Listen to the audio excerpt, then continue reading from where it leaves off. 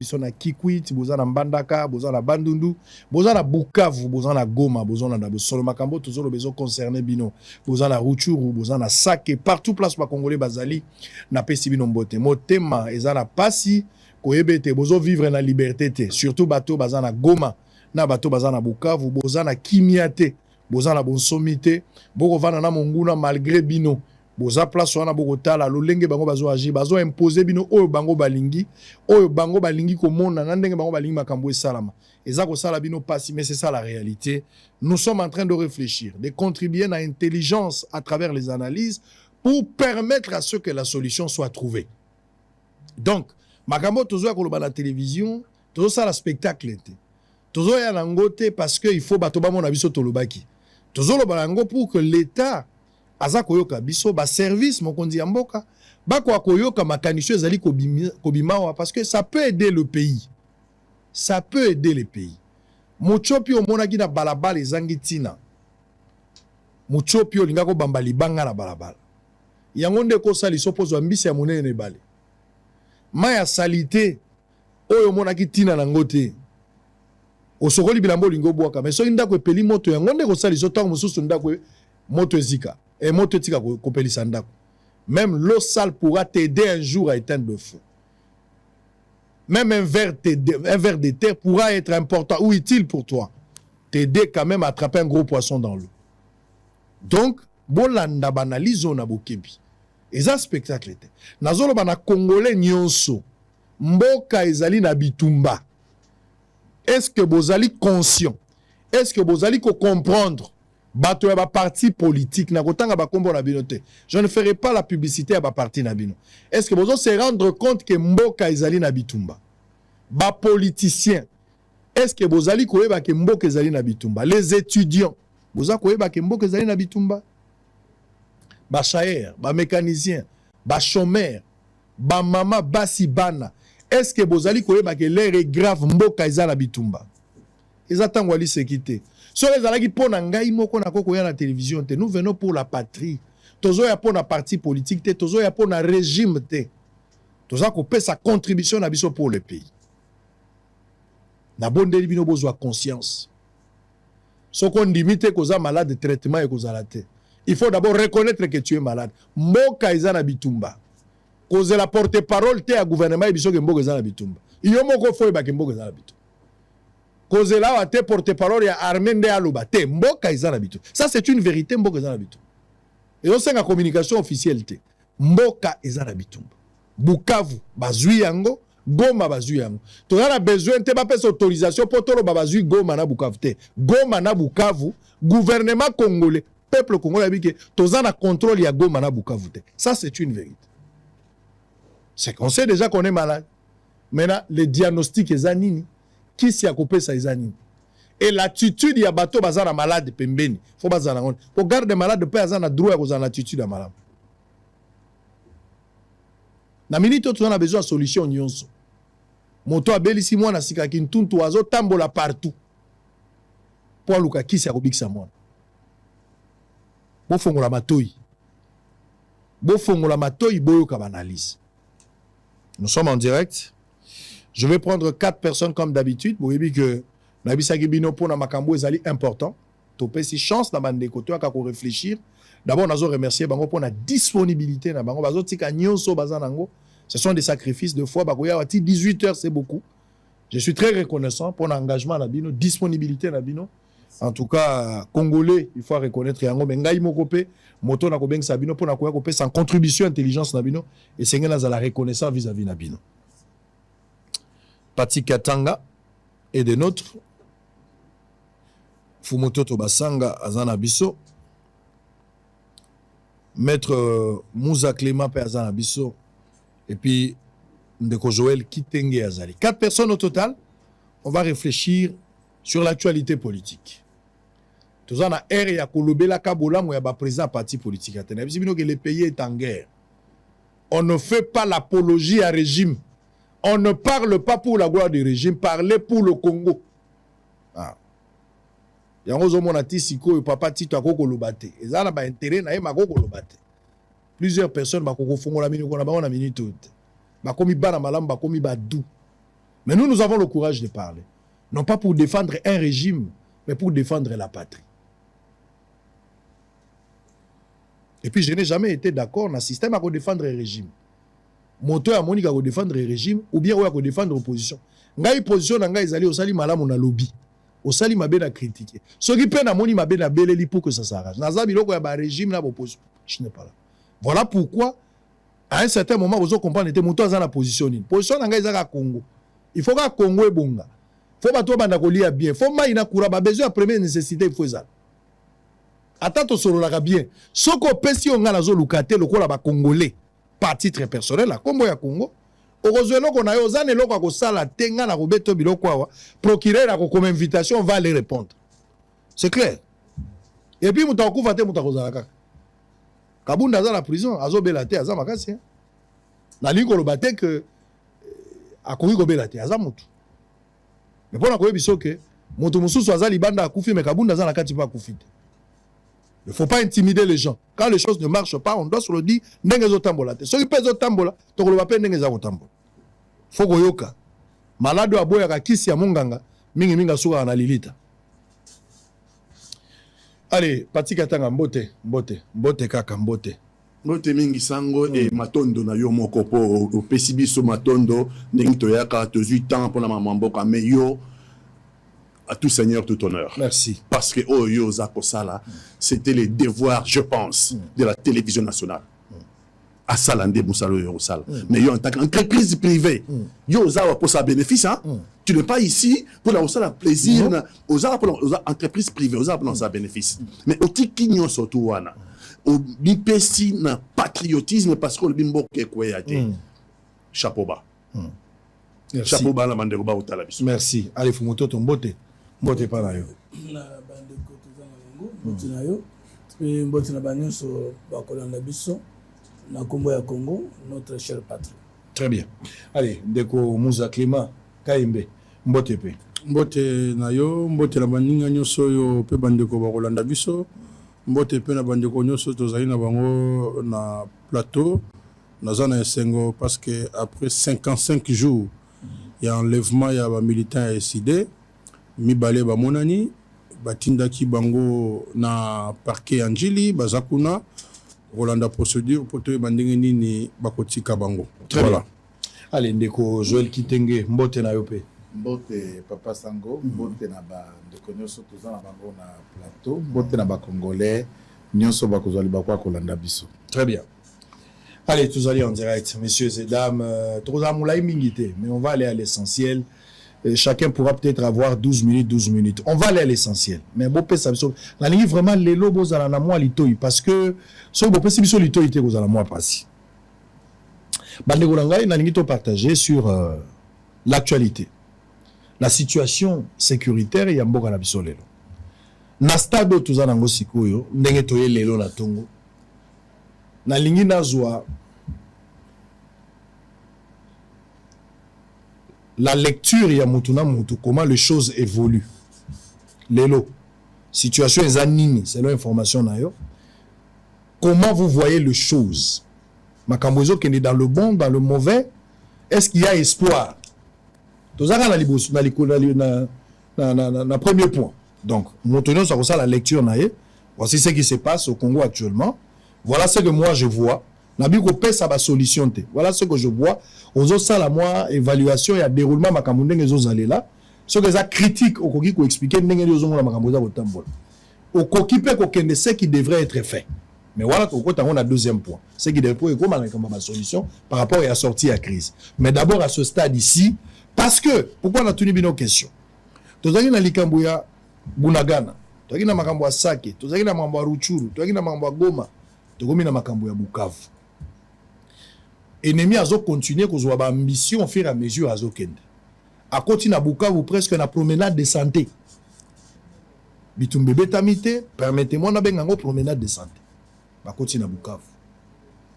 Alors qu'il y a eu des contradictions, d'abord on a eu bandeli à samedi, même le gouvernement congolais a lobaki que Bukavu a la contrôle na biso la ba wazalendo. Bato pe ba sepela ki par rapport à tweet ya Emmanuel Macron. Mais na tongo nango situation mususu ekomi na boka.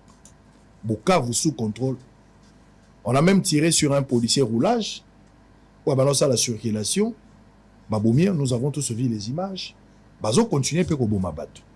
La situation actuelle, Moutouna Moutazo évalue à mon dengenini à ce stade. Est-ce que tu as la même compréhension de la situation actuelle ou bien tu as une incompatibilité dans le temps de la approche? Vous avez la parole en premier. Merci Sango, merci Bandekoba Kolanda Biso. Et là, Aliboso n'a pas souligné dans la semaine passée. Bible Biso, deux choses. C'est Jésus-Christ qui dit: mon peuple, un, périt par manque de connaissance. Deux, lorsque vous saurez la vérité vous affranchira. Nayaka awa pona ça plaisir na mototé. Nayaka awa pona loba makamuna sens oyo batu balingi eloba melate. Nayaka awa pona on défendre le Congo et seul le Congo m'importe. Kaka Congo kaka. Régime T, pouvoir T, opposition T, majorité T. Seul le Congo. Parce que nous sommes conscients que sur toi dans le Congo T, ni le régime, ni le pouvoir, ni la majorité, ni l'opposition, cadavéré sur ce bateau de Mboka. Tromba palestinien. J'ai vu une palestinien, je m'en passe les lois. Sur Israël a décidé de balier. Le bureau sur Israël a dit liaté. Donc, sur dans la situation, on a tous un Mboka alors que c'est un bijou, et c'est très grave. N'est pas si dans la situation, il y a les lots, comme on a ni les lots. Un bon médecin sera yambi malade. Un bon médecin sera yambi malade. D'abord, à cause de un bon diagnostic. Soit ça un bon diagnostic, si mandé appelle ici un schéma thérapeutique. D'admettre schéma thérapeutique. Congo est le médecin devant un malade en état de coma dépassé. Mbokanangeza en état de coma dépassé. Comment? Les gens préfèrent les mensonges. Parce que j'ai les informations en direct. Parce que les gens ne pas informer en direct. Les régimes, les pouvoirs préfèrent nous maintenir dans le mensonge. Ils préfèrent nous maintenir dans le mensonge jusqu'à ce que, officiellement, et c'est l'Obama qui déjà, puisqu'il y a les médias internationaux qui en parlent, et nous sommes les derniers ailleurs aux relais pour nous oui, effectivement, bon, et qu'est-ce que cela veut dire? Cela veut dire que je constate que en face du Congo, il n'y a rien.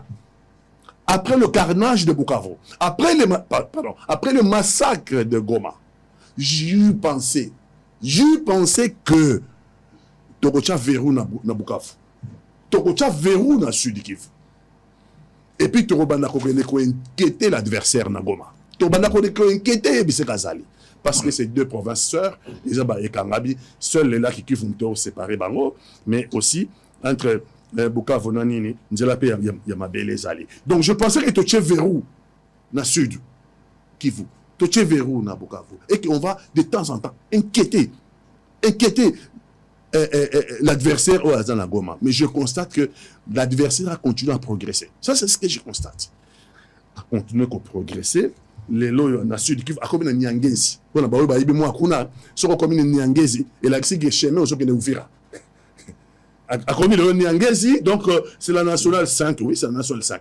Alors, on est bientôt pont Kamanyola, Katogo, Takula, Umati, Okei, Ouvira.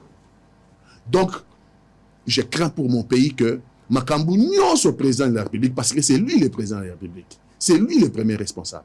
La riposte, sur le qualificatif, rigoureuse. La riposte est rigoureuse, elle est ouf. Je constate que le Congo n'a rien en face.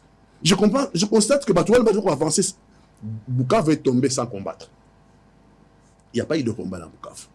Bon, merci. On a épargné ma vie humaine, mais sur le plan stratégique, ça doit nous inquiéter, nous les Congolais. Ça veut dire qu'on n'a rien à opposer à ces gens-là. Et donc, Batouana, ils vont passer comme ça, comme un couteau chaud dans le beurre. Peut-être. Na bien peut-être Ouvira soko kiti kuna na sekuna okiti na Kalemi soko kiti omati côté bakoki ne vers ni Maniema batali qui sanga na plein d'évolution dans la. Mais je constate que leur progression à l'élo ressemble à peu près à la progression à Afdel na l'era Mobutu, ressemble à peu près à il y a une progression affidèle. Donc, nous devons faire attention. Il y a similitude entre 1996 et 2025. et na lobaka yango banda babandaka kozwa biso bunagana les biso dans tobundité biso tozaka na repli stratégique surtout président de la République nous expliquer c'est quoi et ceux qui même tozongi na Bukavu tant tozongi na Bukavu commandement de tozongi na Bukavu on n'attaque même pas une armée qui attend le cessez-le-feu. Une armée qui attend le cessez-le-feu. Cessez-le-feu, dans ma belle nabino. Dans ma belle nabino, ça, cessez-le-feu. Mais attends, c'est la chronique de la défaite annoncée, non? C'est la chronique de la défaite annoncée. Tu ne laisses pas les violeurs dans ta maison. Et puis le millionnaire, ça a la paix, bon, non, solo là. Tu dois combattre où il y a au gagné, où il y a au gagné, mais il doit sortir de ta maison pour ne pas violer ta femme et tes enfants. Oh ça, c'est le fait il va vous inquiéter. Donc, tout ça démontre, depuis Bunagana, depuis maintenant, bientôt 3 ans, on peut constater que le Congo a une doctrine, il y a repli stratégique, des replis stratégiques, un repli stratégique, il y a longtemps. J'avais déjà dit que des replis stratégiques, un repli stratégique, on s'est retrouvé dans la Kivu. Nous y sommes. La vérité aujourd'hui, Congolais, Monindengi, Rwandais, continue à Bukavu, sans combattre. Et ça nous inquiète. Qu'est-ce qui sera Kisangani? Qu'est-ce qui sera Kalemi? C'est quoi pour le Congo? C'est quoi pour le Congo après? Qu'est-ce qui va arriver pour mon pays? Sans aucune résistance, sans rien. Et donc le président de la République, quand il disait la moindre escarmouche, quand il disait dans la campagne électorale à Télémi,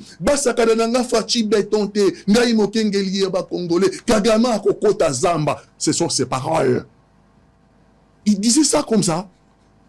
C'est inquiétant. Il disait ça comme ça, sans avoir rien. Moi, j'ai cru à un moment que tu peux inquiéter et que ma parole à président de la République et qu'on s'est réalisé. Maintenant, il a un slogan Moussous. La riposte est rigoureuse. On constate que plutôt qu'à la place de la riposte rigoureuse, les troupes rwandaises avancent sans combattre. Voilà le diagnostic. Nous sommes dans le coma. Et bah, on achever dans ces comas-là. Si on n'arrive pas à Mbokalabiso, on va diriger la guerre. On n'arrive pas à faire inquiéter l'adversaire. Si l'adversaire n'est pas inquiété, évidemment, l'adversaire va continuer. Alors, peut-être qu'on va arriver dans la solution. Mais l'adversaire, s'il n'y a rien, ça c'est le principe de la guerre. Il va continuer à avancer. S'il n'y a rien, il avancera. Allez, Fumoto, vous avez la parole. Tout ça, la évaluation à la situation. Je voudrais que chacun de nous ici sur le plateau a évalué la situation. Depuis Makambo et Bandagi, Nandenge Toza Lelo, lecture nayo na évaluation, Lelo, na Congola Zolandayo, Ozomona Kamboni. Bon, Nazomona, ça fait plus de 25 ans que chaque régime ou chaque président Zova Nekbonga, guerre outa kana kwewana, et yaka na Kinshasa. Mais boni alors régime union se kotaka ezwaka ba disposition nécessaire te ya ko éviter loko wana libela. Ça je comprends pas. Mobutu asali coup d'état na Kinshasa, mais toutes les guerres et bundisa qui est jusqu'ti balongolié na Afdel utaki na kwa este wana muze akufeli koya yela kinanzela wana Joseph Kabila manie d'accord ti accord il y a 2009 a signé na CNDP jusqu'à donner des postes de commandement na ba officiers policiers militaires rwandais conformément à l'article 12.8 de l'accord et lobi boye CNDP ay analyse ya ba soda na ba policier na nyonso na grade yo bango ba pesaki Laurent Kunda Bosco Ntagana okoki kotanga bango yela kiwana. Alors et nous connaissons ça que nous arrivons au pouvoir par un coup d'état Mobutu, par une rébellion Musée, par les élections Joseph Kabila en 2006 et 2011, par élection Félix Tshisekedi en 2018 et 2023. Toyaka kozela ko mobiliser ba église, ba Congolais à diaspora, ba Congolais à province, ba Congolais à Kinshasa totelema bendele ekweya te. Mais na 1997 totelemaka tomobilizaka bandaka biso tomobilize mpo mboka ekweya te. Le président Mouzé akufaka wana kisasa.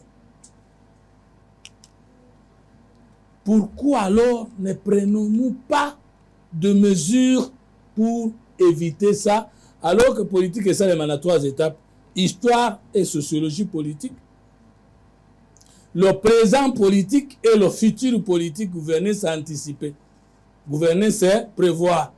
Comment okoya kokamba ça koyeba koko soni nezali avant kamba ndenge nini ozo kamba ozo yeba te vision na yo ezali na bakoso koso kutaki et ndenge nini okoyeba te ke makambo yo ekoya ya liboso yango wana ya mibale nazali komona ete manduki esomba maka, manduki esomba maka tolongwe na embargo, tolongwe na régime de notification pour l'achat des armes et autres équipements militaires. Soko marché à armes zaka lokola tokena kosomba chemise kokozo nango zalaka soko za ba sanction internationale ezaka ndeto somba mutuka. Qu'est-ce qui se passe pour que to somba mitu minduki ya dernier critère? Chaque jour bato akota na nzira esondeka bangone bayebaka esika minduki ezalaka ya makasi gouvernement yebaka te. Quand je regarde à Goma bombardier russe yango wana na aéroport M23 akota kina ba avion ndenge nini? Nani totindaka kokende kosomba manduki? Troisième élément, tous les jours la communauté internationale est hypocrite, communauté internationale est mabé, communauté internationale de la sanction, mais ça fait plus de 25 ans que les sanctions attendues de la communauté internationale n'ont jamais sauvé la souveraineté du Congo. Devons-nous continuer à compter sur l'Union africaine, l'Union européenne, les États-Unis, l'Amérique? Et chaque jour, nous avons toujours membre d'un pays francophone. Francophonie, nous avons ndima kolobaka na ba mémoire, na ba thèse, na université, et sungaka biso na nini? Europe occidentale, tokangama na libéra po na nini? Qu'est-ce que nous gagnons na boyoka na Belgique, na France, na Grande-Bretagne, na États-Unis? Cinquième élément, nous avons constaté Goma Ekwei.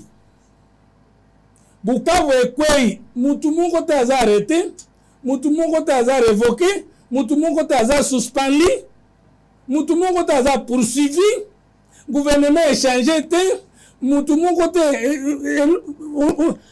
Donc c'est comme si l'équipe qui perd là, c'est l'équipe qu'on attendait. Je constate ça et je commence à revoir mes notes de sciences politiques. Qu'est-ce qui se passe? Poutine a bête Ukraine, mais a changé ministre de la Défense, a changé l'administration en tout moment. Mais biso tozo pola, mais ba jouer réservé bazali, bazo kotate pona nini? Pourquoi Goma Ekwei personne n'a été donc Goma ande vanda kiboye, ezatena mutu monga bano futama pour que Goma Ekwei ate. Ezatena mutu monga secrétaire pesa l'information, ma cité. Donc je me dis, est-ce que les amis, donc finalement, makambo ezoleka. Tozo la sanction l'Union africaine. Mais mboka était le makate na ba structure régionale, sous-régionale, internationale.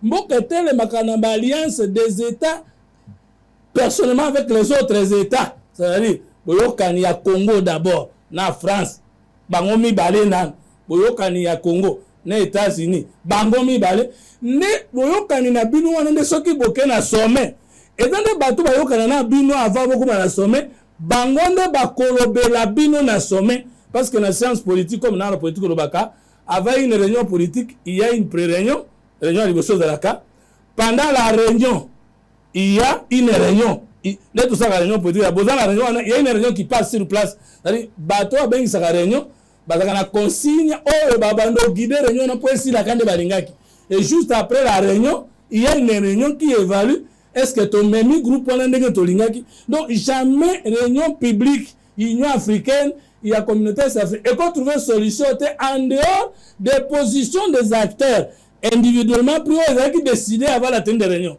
Maintenant, on a le premier ministre, c'est comme si il n'y avait pas de la solution dans sommet. Solution où dans le sommet, solution où dans la relation intime entre un État et un autre, un leader et un autre. Il y a un qui n'a pas parce qu'il y a différence entre opinion internationale et société internationale. Par exemple, ceux qui sont dans le sommet des Nations Unies, position à 5 permanents, Chine, Grande-Bretagne, Russie, États-Unis, économie négative. Attends, l'unanimité. Mais l'unanimité, c'est sur la position de qui? De 5 membres permanents. Et bango baza bongo parce que chacun est fort. Ceux qui sont dans boy, oh, la tosali. Et donc, donc, c'est comme si nous croyons qu'un pays peut être sauvé par les contrats. Comment un gouvernement cause la résolution à cesser les faits pendant que l'agresseur est chez moi? Quel cesser les faits? Et dans la constitution, cesser les faits attaqué après un jour. Et puis, le président catholique va commis à Goma, va sonner à Nanga, va saluer déclaration sur la lobby. Nous sommes satisfaits, il nous a rassurés. A rassuré Bango, Bango, ça a 2 jours de comité, une semaine de comité à Bukavu. Parce que donc, moi je pense qu'il y a un problème. Et puis, on a 3 ans à tout le Congo a un problème d'hommes, de culture et d'organisation. Très bien. Et toute idée est une idée ensemble. Toute valeur est une valeur à peuple et à démocratie. Ce qu'on est là, et qu'on trouve une solution dans la vie à batoté. Tant qu'il n'y aura pas de Congolais conscients que la menace actuelle est une menace sur notre être, nous tous, c'est au-delà de la menace d'un régime. Parce que je ne vois pas un rebelle qui est en position de force accepter les négociations. Le régime est sens politique est simple. Le pouvoir négocie avec une rébellion lorsqu'il n'est plus en mesure de la mater. Et une rébellion ne négocie que lorsqu'elle n'est plus en mesure d'avancer. Et n'est pas en mesure d'avancer, ça veut dire soutien naïe boy. Et comme on ne peut pas faire rébellion, agression, ça arrière base, en ce moment, si la France, les États-Unis ou une force quelconque et convaincre Kagame, retire-toi. Au cas où on a une négociation parce que arrière base naïe est longue. Mais un rebelle qui fait tomber une ville sans combat, et vous lui dites dans cette position-là, il y a quoi négocier pour intégrer le gouvernement. Et ça, les mater. Très bien. Donc, nous constatons que Tozo Koufa, lorsque le gouvernement communique via RTNC, le gouvernement suit de près ce qui se passe à Bukavu. Ah mon Dieu. Vous suivez de près ce qui se passe à Bukavu. Ça se passe en dehors du Congo ou dans le Congo. Alors que vous n'avez plus le contrôle des... Est-ce que communiquer est cause à l'Église, est cause à l'ONG, est cause à l'opposition? Nous disons, restez en Dakou, mais de près. Ce qui se passe à Bukavu, vous suivez de près. Donc vous êtes en train d'observer comment les choses se déroulent. Je vous reviens. Moussa, vous avez la parole. Nous parlons de la patrie, on ne parle pas du régime, on parle de la patrie. Merci. Pas des attaques, on réfléchit. Non, merci beaucoup, Papa Sango. Vous attaque, vous rappelez les Cambo. Allez-y.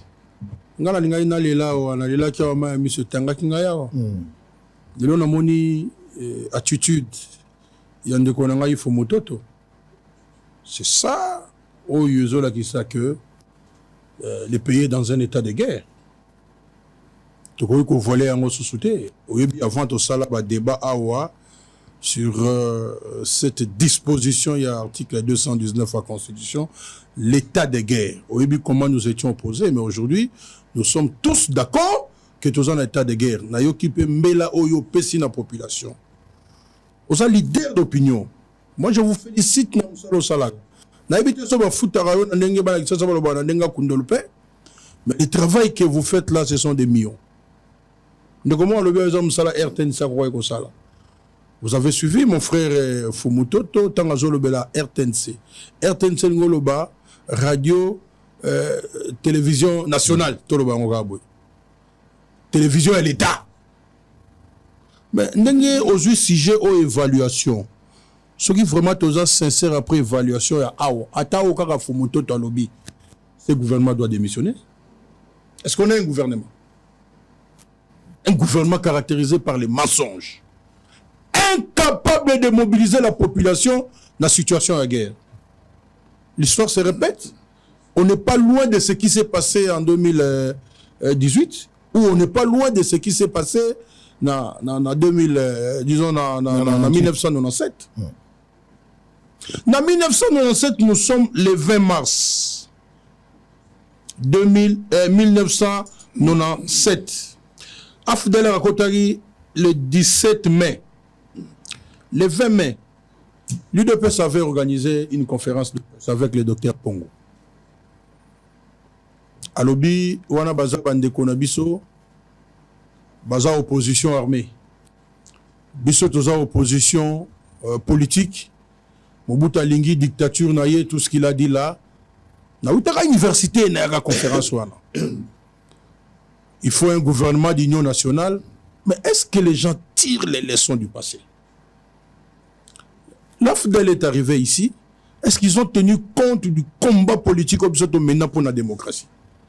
Personne. Pendant qu'il venait, c'était le nom de Tshisekedi, Étienne Tshisekedi. Mais bah, Congolais, surtout la jeunesse, et je vous interpelle. Nous n'avons qu'un seul pays, la République démocratique du Congo. Et ceux qui patrient en danger, bah discutera dans Monoramboka. Bah discutera selon ma partie. On regarde d'abord comment sauver la patrie. Mais nous sommes en face des gens au bazar la passerelle, il y a pouvoir totalement irresponsable. Nous ne pouvons pas mobiliser 50 millions de Congolais. Mais si vous prenez le Premier ministre, on a mobilisé Bataokokatembaamsous. Par contre, n'importe quel ministre sera mobilisé une fois qu'il y a un Mbokanae. La situation est extrêmement grave. Ce qui est ça la évaluation, on ne peut pas se passer la responsabilité ya bandekoyo bazana passerelle le pouvoir lelo. C'est vrai que bitumba oyo tozana ba cause lointaine oyo wuti banda gestion ya EIC banda Mobutu, on a vu Bisengimana être son directeur de cabinet et même ce qui est arrivé, on a vu la responsabilité la fois passée, je pense que c'est la même continuité nango. Responsabilité à Mzee Laurent Désiré Kabila, totale responsabilité à Joseph Kabila, responsabilité à Tshisekedi, y compris à Bisso. Parce que Bisso va Congolais, tous ont de façon générale pour ne pas être égoïste, tous ont responsabilité. Nous avons facilité les choses. Et la rébellion Nyoso Yé, ou l'agression Nyoso, les 5 agressions connues par la République démocratique du Congo, au moins à Bazoragaka, Papa Sangoyo, Ezayotea, exemple. Papa Sangoyo Razwa Moutou, Ndekonanga Boezwa, Clément Mouzayo Zwa Moutou, Bazoraka ba Congolais ba utiliser bango. Lelo moni ndenge tokomi yolela, tokomi kolela. Mais Félix Tshisekedi a une part de responsabilité aux alikolo lelo. Je ne parle pas par rapport aux causes lointaines. Parce que l'Andia Wande Konangai, en face, nous sommes complémentaires. Fumoto Talobi, Atuni Mituna. Pona nini tozwakata disposition moroté. Par moment, on a envie de pleurer dans ce pays. On se demande au sala nini au mona mutu. Pilo bango kapona ko leka basan cynique. Bayaka basala pouvoir ngo basala rango nini tukomi komituna sikoyo parce que boyebi que place wana maye tangaka na ndako. Yo la na ndako wana. C'est quand même oza kolona. Ozo sala le côté. Non. Pona nini bazora disposition té. C'est-à-dire que on a un problème, il y a redevabilité vis-à-vis de la population. Donc, pouvoir, bah, on le la COP. Que non, tout ça, les COP, n'abisso, tozui, to kabulana, ba massa, tant que qui peut population, te bozo qui peut embogater. Conséquence, nango, yango. Moutou aloninguba, alinga buga masango, ozongo ndengenin. Nalandi la question na yami balé. Nana kendaka kosomba, est-ce qu'on peut vraiment poser cette question à la télévision? Tout comme même ridicule, biso wa congolais. Gestion moko tellement chaotique. Et yokisi biso soni ba congolais nyonso sans exception. Tokomi koloka soni tokomi koloba mais masolo musu to yoka kuto mona batini mutake no somba drone aka somine drone oya o ba journaliste ba salelaka. Ero koma kuna masolo musu to yoka pese loko boye ero koma kuna likambo ifala yiba pesa to bango na ba terme moko voilé pendate ba epsa ko somba lipa yo ke kuna sombi mikate. O liaga mikate o loleli. Ça nous a posé énormément de problèmes et puis Kozanga Koyoka. C'est vrai, nous avons dit que la communauté internationale a la responsabilité.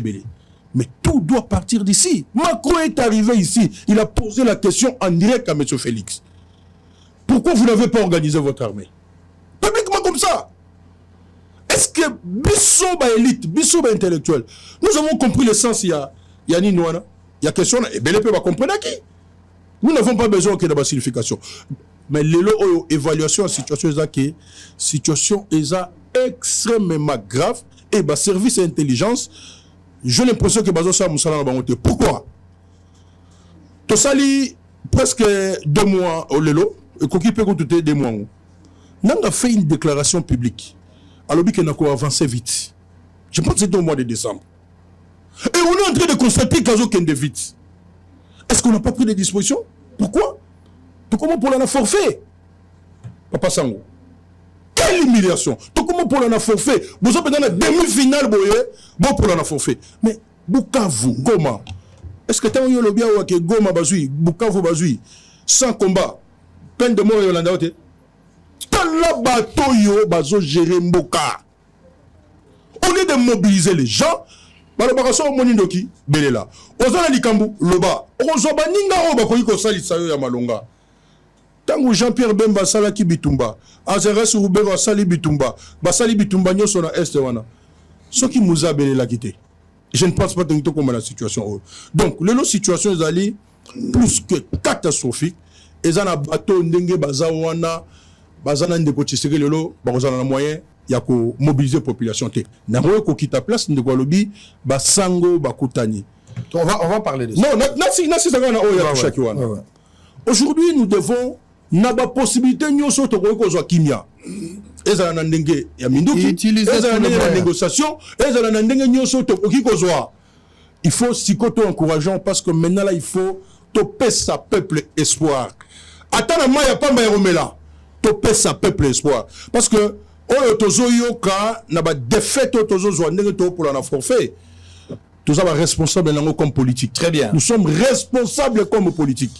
Nous devons faire très attention. Merci. Allez, Ndeko Joël Azozomaloba. Et puis on va revenir sur la manière de gérer cette guerre jusqu'à ce jour. Le gouvernement Azozouango, est-ce qu'il prend des mesures par tâtonnement, par hésitation? Est-ce qu'il maîtrise le contour? Est-ce que ma décision à Zozoma, parce que dans mon acquis, c'est d'ailleurs le deuxième sujet après Joël Kitenge, bato ba jubilé parce que Macron a sali tweet au président de la République a lobby a confirmé que basolo la gina Macron et un monde ba pesi ordre. Quand on souba lobby zaki Trump, on souba lobby que zaki Macron. Na zongi na place au fumoto même na oyo loba kili kambuya ba partenaire. Macron lobby j'ai échangé avec le président Tshisekedi sur la situation très préoccupante dans les Sud Kivu. Nous avons exprimé notre accord sur le point suivant. Nous appelons à un cessez-le-feu immédiat qui doit être respecté par toutes les parties. Le M23 doit immédiatement se retirer des Bukavu. Des garanties de sécurité doivent être données pour permettre le retour sans délai des autorités civiles et militaires à Bukavu. Le M23 doit se retirer de l'aéroport de Kavumu et permettre le vol civil et humanitaire sans entrave. J'appelle le Rwanda à soutenir la mise en œuvre de ces mesures d'urgence. On a l'impression, c'est comme si ils avaient fake news.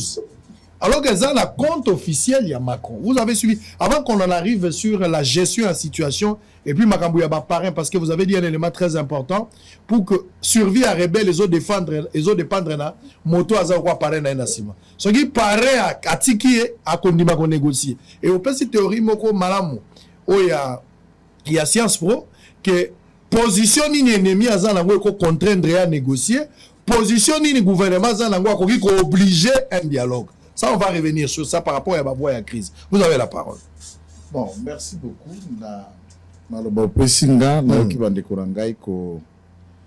Certainement, nous n'allons pas réfléchir de la même manière, puisque